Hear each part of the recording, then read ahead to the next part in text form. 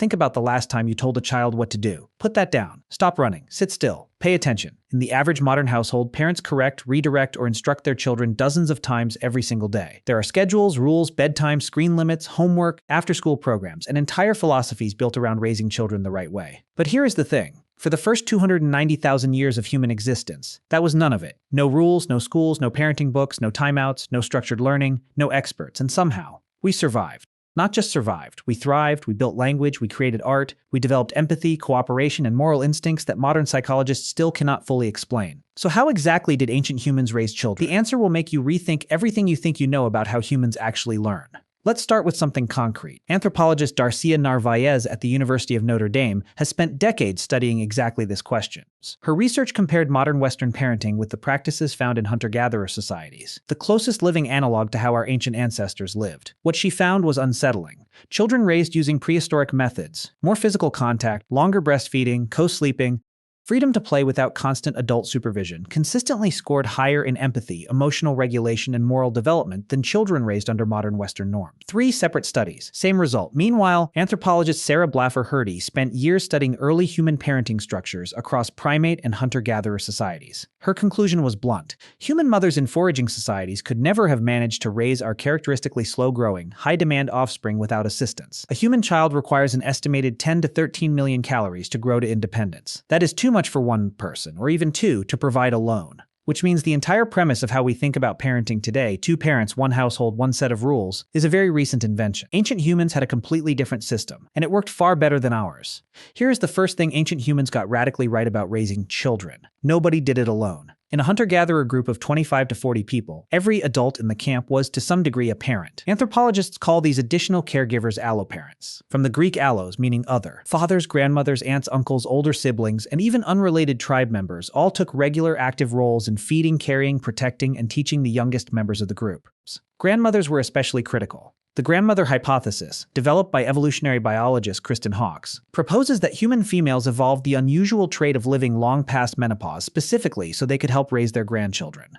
Not their own children anymore, their grandchildren. By freeing their daughters from total caregiving responsibility, grandmothers allowed mothers to have children more frequently and increased the survival rate of each one. You are alive today, in part, because of grandmothers. Fathers were more involved than people assume, too. Research published in the American Anthropologist Journal found evidence that early human fathers carried children, fed them, played with them, and taught them survival skills. Behaviors that directly reduced the energy burden on mothers and allowed the human species to have children far more frequently than other great apes. A chimpanzee mother spaces her offspring about 5 years apart. Ancient human mothers with communal support could reduce that to around 3 years. The village wasn't a metaphor, it was a biological survival strategy. Now here is where it gets genuinely strange. Ancient humans did not discipline their children the way we do. There were no timeouts, no punishments, no raised voices as a standard parenting tool. Anthropologists studying the Hadza of Tanzania, the Bayaka of Congo, and the Inuit of the Arctic, all hunter-gatherer societies considered to preserve ancient patterns of child-rearing, found the same consistent approach across all of them. Adults largely did not tell children what to do. Children were given what researchers describe as radical autonomy. They were not ordered to sit still, to focus, to stop playing, or to begin studying. They were free to move, explore, make choices, and make mistakes. The Hadzabe in particular are noted by anthropologists for never commanding their children or imposing their will, not because they were permissive in the modern sense, but because coercion was considered fundamentally incompatible with the values of the groups. But here is the critical thing that looks like permissiveness from the outside but is actually something much more sophisticated.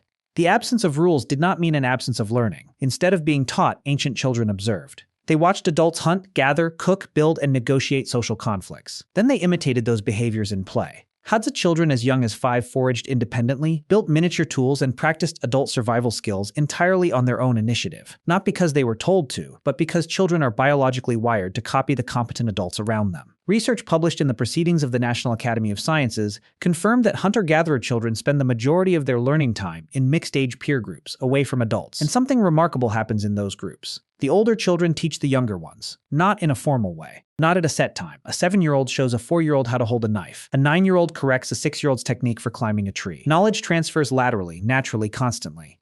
They did not have schools, they were the school. By now, you might be thinking the same thing most people think when they hear this. If there were no rules, no punishments, no authority telling children what was acceptable, how did they develop any sense of right and wrong? The answer involves something the Inuit people do that anthropologists have called one of the most effective moral development tools ever documented. They told stories, not to entertain, to teach. When a child displayed selfish or antisocial behavior, hitting, refusing to share, lying, Inuit parents responded not with punishment, but with a kind of role play. They would describe a scenario to the child, a story involving a character who behaved the same way the child just did. And they would ask calmly, "What do you think happens to that person? What do the other people in the tribe do?" The child arrived at the moral conclusion themselves. Anthropologist Jean Briggs, who spent years living with Inuit communities, documented this approach in detail. She described it as a method so psychologically sophisticated that modern child development researchers have begun studying it as a model for improving moral education in Western schools. Meanwhile, the single most important moral lesson ancient children learned was not taught at all. It was absorbed. Sharing. In hunter-gatherer societies, food sharing is not optional. It is the social foundation everything else is built on. Infants as young as 6 months were observed being actively encouraged to pass food between people. Not instructed, but gently guided through the physical act of giving, again and again, until it became instinct, not a rule, a reflex. Let's reconstruct what childhood actually looked like. You are 5 years old and you have just woken up next to 3 other people in a skin-covered shelter.